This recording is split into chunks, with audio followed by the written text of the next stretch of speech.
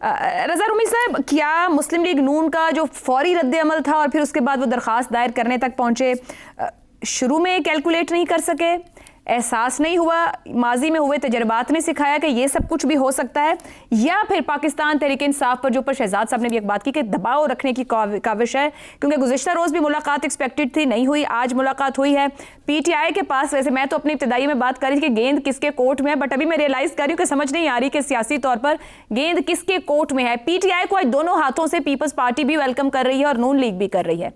सो हुकूमत का रद्द-ए-अमल कितना जेन्युइन लग रहा है और कितना सिर्फ प्रेशर रखने के लिए है? जी आयशा, देखिए, हुकूमत का रद्द-ए-अमल और पाकिस्तान मुस्लिम लीग नून का रद्द-ए-अमल बिल्कुल समझ में आता है, क्योंकि वो ये देख चुके हैं जवाहर भाटा पाकिस्तान की सियासत का, और उसमें जब तब्दीली आती है तो वो किस सूरत के साथ आती है। यहाँ भी ये सबको मालूम था कि एक दिन ये मामलात जो है तय होंगे, कहीं ना कहीं कोई सेटलमेंट, कोई अंडरस्टैंडिंग या डील या ढील जो भी कहा जाए वो होनी है, लेकिन शायद ये कुछ कबल अज़ वक्त हो रही है, इस वजह से बहुत हैरानी और परेशानी का आलम है। गुड वैसे जी, तो इसलिए कबल अज़ वक्त हो गई है। आपको पता है ये यूजुअली होती थी कि साल एक का भी था टाइम। तो पहली तो ये बात है कि आखिर ऐसा क्यों हुआ, आखिर यही सुप्रीम कोर्ट है, यही वही जजेस हैं जिनके ऊपर क्या बुरा भला कहा पाकिस्तान तहरीक इंसाफ ने, इसी कोर्ट को कितना रगेद रहे हैं वो और उनके जो सारे लीडर्स और उनके वर्कर्स, फिर यही इस्टेब्लिशमेंट है जिसको कितना बुरा भला कहती है पीटीआई, लेकिन इसी इस्टेब्लिशमेंट की होते हुए ये सब कुछ हो रहा है। और आगे भी देखिए, आगे देखिए होता है क्या। तो क्योंकि अभी तो इब्तिदाई इश्क है, रोता है क्या, मेरे ख्याल से इस शेर पे बात खत्म कर देनी चाहिए। लेकिन वाकया यूं है कि मेरे ख्याल से ये एक ऐसा फैसला है कि जो कि मालूम था कि एक पॉइंट के ऊपर कोर्ट्स जो है वो इंटरवीन करेंगी, और गवर्नमेंट प्रिपेयर्ड नहीं थी इसके लिए पूरी तरह से। और शायद यही वजह कि उसके बहुत सारे पीएमएलएन के जो लोग हैं उन्होंने तो साजिश भी करार दे दी। वो भट्ट साहब ने कहा कि जी तो नवाज शरीफ की हुकूमत के खिलाफ एक और साजिश हो गई है, वगैरह वगैरह। तो ये उनकी एक तो प्रिपरेशन नहीं थी। मगर बात यहाँ तक नहीं है जो आज रज़ा साहब प्रेस कॉन्फ्रेंस की गई तलाल चौधरी और अता तारड़ साहब की जानिब से, उसमें तलाल चौधरी साहब ने तो कह दिया कि सब कुछ ठीक है, इसको कोई एनआरओ ना समझ ले पीटीआई, और बड़े तवील अरसे तक, यानी कि कह रहे हैं बड़ी देर तक सब कुछ ठीक ही रहेगा। वो जो अभी आपने कहा ना कि वो कबल अज़ वक्त है, या वो नहीं समझ पाए, वैसे हमारे यहाँ सभी हुकूमतें समझती हैं कि सब कुछ ठीक है। जी, वो अभी तक तो यही समझ रहे हैं। देखिए, अभी भी कोई एज सच मौजूदा फेडरल गवर्नमेंट को कोई खतरा नहीं है।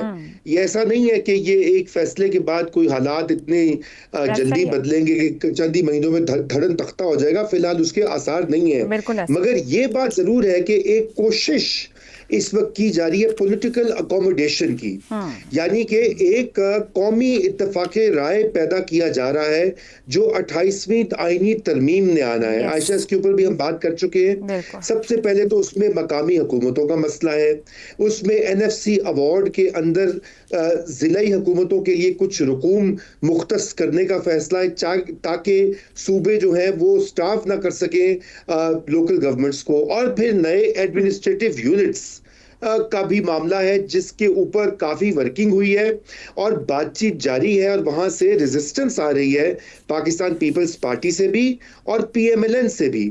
पीएमएलएन जो है वो पीपीपी के पीछे उनका कांधा इस्तेमाल करके इस पूरी चीज की मुखालिफत करी है। देखिए ना, ये पार्टीज इंट्रेंच्ड हैं, पीपीपी इंट्रेंच्ड है सिंध में, और पीएमएलएन जो है वो पंजाब में इंट्रेंच्ड है। वो समझते हैं पंजाब उनकी राजधानी है, पीपीपी समझती है कि सिंध उनकी राजधानी है। तो इस पूरी चीज को शेक अप किया जा रहा है। इसलिए गालिबन ये एक मैसेजिंग भी है इन दोनों बड़ी पार्टियों के लिए कि अगर आप ये समझते हैं कि आप इस मामले पर नहीं चलेंगे हमारे साथ, तो फिर और ऑप्शंस भी मौजूद हैं, और उस ऑप्शन का आइए रास्ता खोल देते हैं। तो एक तो ये बात है। अब मैं आपको दूसरी चीज ये भी बता दूं कि ये भी थ्योरी गर्दिश कर रही है काफी अरसे से, काफी हफ्तों से मैं सुन रहा हूं कि शायद जो है अगले एक साल के अंदर अंदर या उससे पहले ही कोई कौमी हुकूमत बन जाए जिसमें सारी पार्टीज शामिल हों, मौजूदा कोलिशन भी हो और पीटीआई के लोग भी शामिल हों और उस कौमी तो अगले टॉपिक पे भी रजा साहब इस पर आते हैं। आपने बिल्कुल सही कहा, ऊपर पॉलिटिकल अकोमोडेशन का लफ्ज इस्तेमाल करके भी इसको मजीद खोल दिया है कि किधर रास्ता जाएगा। ज़ैगम साहब, हुकूमत चली गई है अदालत, बजाय के खान साहब को शिफ्ट करती अस्पताल, खुद अदालत पहुंच गए हैं। क्या हुकूमत फैसले पर मिनोअन अमल करवा कर सियासी अदम इस्तेहकाम के खात्मे की बुनियाद रखने की सियासी जुर्रत का मुजाहिरा करेगी? आयशा, परेशानी की बात है, बहुत परेशानी किसके की बात लिए? है। पुराने इश्क की आग अगर दोबारा भड़क उठे ओए होए होए होए। तो हंसते बसते घर उजड़ जाते हैं वाह। और शबाना रोज की मेहनत जो है वो रायगां हो जाती है। आप देखिए, कल तक ये मुस्लिम लीग नवाज वाले बूम बूम जस्टिस कर रहे थे। तारिक फजल चौधरी साहब कह रहे थे लेटर एंड स्पिरिट में अमल होगा, राना सनाउल्लाह साहब कह रहे थे मेरिट पर फैसला होगा, और आज ये अर्जियां लेकर दोबारा सुप्रीम कोर्ट पहुंच गए हैं। अब जाहिर है शाम तक किसी ने समझाया होगा, अब किसने समझाया है ये हमें मालूम नहीं है, लेकिन ये बात बहुत अहम है। अगर बुजुर्गों ने समझाया होता तो फिर तो आज उनके चेहरे ऐसे होते जैसे गोल्डन सेब हैं, वो तो हमें नहीं नज़र आ रहे। तो इसका मतलब है बुजुर्गों ने तो नहीं समझाया। घर में ही इन्हें यह मशवरा मिला है कि आप जाओ और अपना डिस्प्लेयर जाहिर करो कि ऐसा नहीं होना चाहिए था।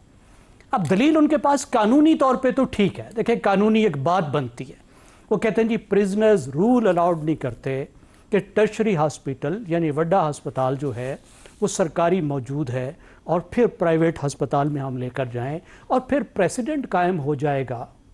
लेकिन आप ये बताएं, ये 8 महीने प्रिजनर रूल जो हैं वो किस चरागाह में चरने गए हुए थे?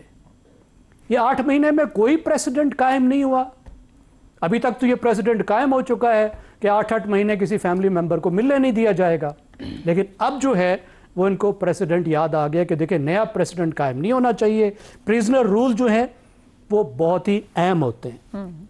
इस वक्त इसलिए कोई बहुत परेशानी की बात नहीं है कि महदूद किस्म की रियायत मिली हैं। अब एक लिहाज से रियायत अहम है कि प्राइवेट अस्पताल पसंद का अदालत ने दे दिया, 1 महीने का वक्त भी दे दिया, लेकिन देखिए उसके साथ अदालत ने बहुत सख्त कंडीशंस लगाई। और ये कंडीशंस पीटीआई की ना सिर्फ इमरान खान की सियासत को यानी कैद के दरमियान में उनकी राब्ते को महदूद करती हैं, बल्कि पीटीआई का जिस तरीके से पीटीआई इमरान खान को इस्तेमाल करती है सियासत के लिए, शायद इस्तेमाल का लफ्ज ठीक नहीं होगा, वो उनके लीडर हैं। मगर ज़ैगम साहब ऐड कीजिएगा, बैरिस्टर गौहर ने खास तौर पर दरखास्त की है पीटीआई के सोशल मीडिया एक्टिविस्ट से और वो व्लॉगर्स जो बाहर बैठकर गुफ्तगू कर रहे हैं, वो उन्हें कह रहे हैं कि कोई मनफी तासुर ना दें और कोई ऐसी गुफ्तगू और बात ना करें जो कि इस पूरे मामले को नुकसान पहुंचाए। तो आप देखिए ना हुकूमत का कितना फायदा है, हुकूमत का इससे कितना मसला हल होता है कि इमरान खान की सेहत के बारे में जितने मसले खड़े हो गए थे, जो तूफान खड़े हो गए थे, वो सब के सब खत्म हो जाते हैं और सेहत का सारा मसला फैमिली के जिम्मे और प्राइवेट अस्पताल के जिम्मे हो जाता है। कितना एक बड़ा बोझ जो है वो उतर जाता है। दूसरी बात यह है कि इतनी बड़ी पाबंदियां खुशी खुशी फैमिली ने भी कबूल कर ली, पीटीआई ने भी कबूल कर ली और वो खुद सबको समझा रहे हैं कि इस पर बात नहीं करनी, और फैमिली को और पार्टी को भी बताया कि अब एहतजाज की तरफ जाएंगे तो इमरान खान को जो रियायत मिली है वो वापस चली जाएंगी। ठीक हो गया। अब इससे ज्यादा आप मुझे बताइए क्या चाहिए हुकूमत को? परेशानी तो उनको सिर्फ ये हो सकती है कि जो कस्टोडियल एनवायरनमेंट था, यानी जो कैद का माहौल था, जिस तरीके से इमरान खान उनके कंट्रोल में थे, अब उस तरह कंट्रोल में नहीं रहेंगे।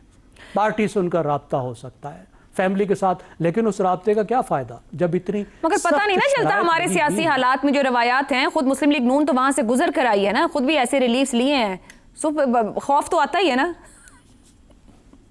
बस मुझे लगता है आपने मशवरा दिया था कल शाम को।